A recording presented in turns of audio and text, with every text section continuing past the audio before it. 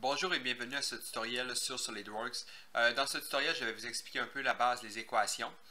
En ce qui concerne les équations, ça peut être très pratique, puis surtout pour les pièces qui peuvent être réutilisées, puis que vous voulez faire évoluer dans le futur.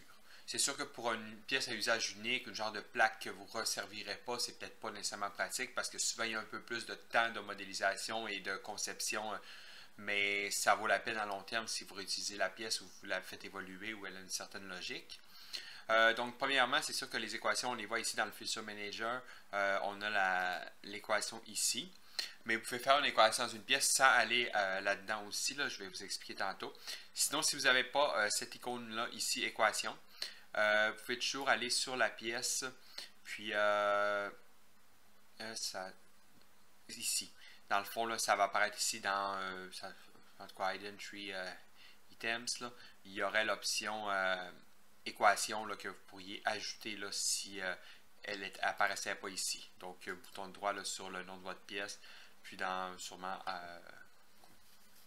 les items cachés, là, puis ça apparaîtrait ici équation, puis vous pourriez l'ajouter.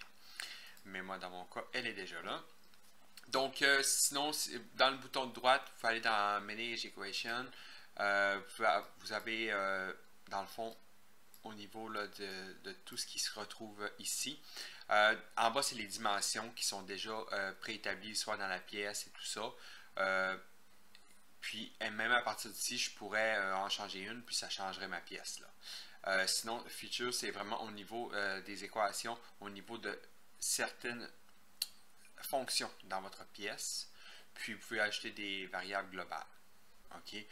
Mais tu sais, exemple, comme ici, j'ai 500, mais je pourrais la mettre à 600. Puis après ça, quand je sors de ma pièce, ça se mettrait à jour. Là. Donc, là, ça n'a pas paru, mais bon, elle était à 500, puis elle est rendue à la 600 ici. Je vais vous montrer deux, trois petites choses. Donc, c'est sûr que je vais faire éventuellement plusieurs tutoriels sur les équations parce que ça peut être assez complexe. En ce qui concerne les équations, on peut le faire directement dans ici, lorsque vous mettez une cotation. Donc là, exemple, j'ai 600. Puis elle, si exemple, la logique, c'est qu'elle veut être la moitié. Si je veux que cette distance-là soit la moitié de celle-là, ou ça pourrait être 0,75. Donc, ce que je pourrais faire, je pourrais l'effacer, mettre un signe égal. Donc là, vous pouvez avoir diverses choses, dans le fond, là, en ce qui concerne les équations.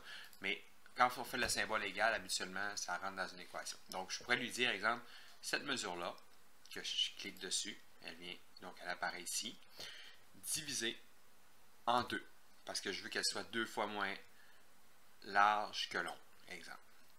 Donc là, je pourrais faire mon crochet vert. Donc là, elle s'est automatiquement mis à 300. Donc, ça s'est fait automatiquement. Là, à partir de là, je lui dis que toi, je veux tout le temps que tu sois la moitié de celle-ci. Donc, si je mets celle-ci à 1000,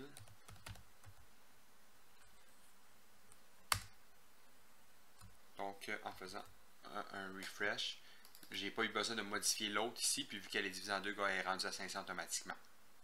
Donc, ça, c'est vraiment une base dans ce qui concerne les équations. Donc, c'est vraiment, donc, guillemets, le nom de la cotation là, divisé. Donc, le signe est divisé en deux.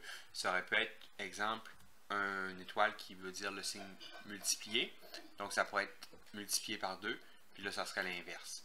Donc, là, elle est à 2000 au lieu d'être, parce que là, je l'ai mis à l'inverse au lieu d'être divisé en 2. Je l'ai fait fois 2. Donc, par la suite, il y a plusieurs en tout cas, choses que je vais pouvoir vous montrer, mais donc ça, c'est un peu la base. Là. Donc, vous pouvez utiliser d'autres cotations pour configurer votre équation, s'il y a une certaine logique à avoir dans votre pièce. Donc là, dans ce cas-là, j'ai cette pièce-là. Sinon, pour vous montrer une équation qui est souvent utilisée, c'est ajouter ou suppresser une fonction. Disons que je vais mettre, je vais mettre ici sur ce plan-là, puis je vais mettre un trou, tout simplement. Puis, disons que le diamètre est de 500. Donc là, je vais faire un enlèvement de matière là-dessus. Juste pour... ok, bon. Donc là, on a ça. Donc, ce que je pourrais dire, c'est que je pourrais aller dans Équation. Okay? Puis en passant, en ce qui concerne les équations, soit vous double-cliquez sur votre pièce, vous pouvez avoir certaines mesures, parce que des fois, c'est pratique pour les équations, pour pouvoir cliquer dessus, de les voir. Moi, des fois, ce que je fais, c'est que je fais l'option ici, là, dans Annotation, bouton droit, ça doit afficher les dimensions là, de fonction, quelque chose comme ça. Puis souvent, là, elles restent là dans votre pièce. Là. Puis par la suite, vous pourrez les cacher ou les enlever toujours par annotation, puis décocher la case ici.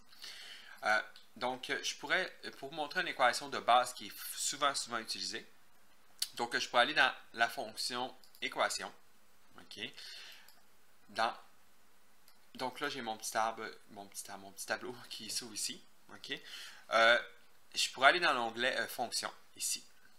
Donc, je pourrais ici, il faudrait que je mette dans cette colonne-là la fonction que je veux, à laquelle je veux mettre une équation. Donc, si dans mon cas, ça serait mon enlèvement de matière, OK, qui équivaut à ce que je viens de faire ici, le trou. OK. Donc là, je pourrais lui dire, premièrement, c'est ça, comme je vous disais, une équation, ça commence souvent par un signe égal. OK. Je pourrais, après ça, on utilise souvent la fonction if.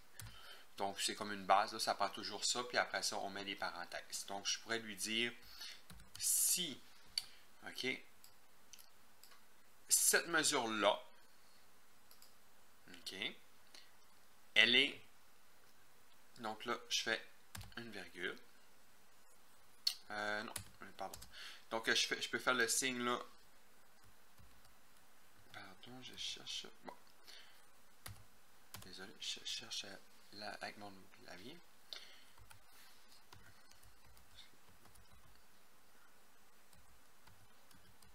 Ok, bon.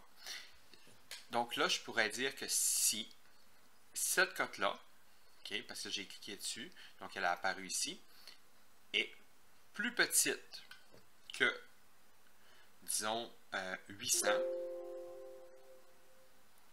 Pardon.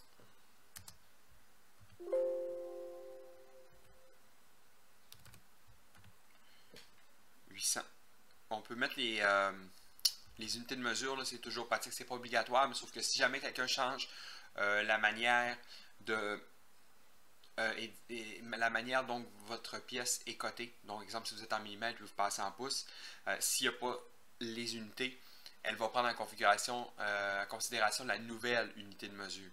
Donc, disons que dans mon cas, je préfère pas prendre de chance, puis je mets donc j'ai le if, ouvert la parenthèse, entre guillemets, ma cote ici. Je lui dis, si elle est plus petite que 800, là, je vais lui refaire une virgule. Puis, après ça, je m'en vais dans variable globale, supprimer. OK? Si elle est plus petite, donc supprime-la, virgule, ou sinon, unsuppress. Donc, sinon, enlève-le pas. Là, je peux fermer ma parenthèse. Puis par la suite, donc je peux faire un tab pour aller à l'autre fonction. Donc là, ça me dit, ici, elle est évaluée à unsuppressed. Donc, elle n'est pas supprimée parce que ma cote, elle est en haut de 1000. Donc, je peux faire là-dessus mon OK. Donc, je suis sorti. Donc, si je passe, donc bien entendu, elle est toujours en équation là, de 2000, là, mais ça, c'était juste pour vous montrer. Donc, si je lui dis, elle est à 1500, donc, puis je fais un petit flash là-dessus. Cette pièce-là, ce trou-là apparaît toujours. Mais comme je l'ai dit, si elle est plus petite que 800, tu me l'effaces. Donc là, si je le mets, exemple, à 700, puis je fais un refresh, automatiquement, ma fonction ici est supprimée. Donc, comme vous voyez, elle s'est supprimée. Puis par la suite, si je retourne, exemple, à 750, ben, même chose, elle n'apparaîtra pas parce qu'elle est en bas de 800. Puis si je mets 800, là, oups, elle réapparaît. Donc, je pourrais faire la même chose pour une répétition linéaire ou n'importe quoi. Je pourrais dire, tu me fais une répétition d'un trou si cette distance-là, elle est plus longue que temps. Ou, donc, c'est ça. je vais vous revenir plus tard avec d'autres informations là, concernant les équations.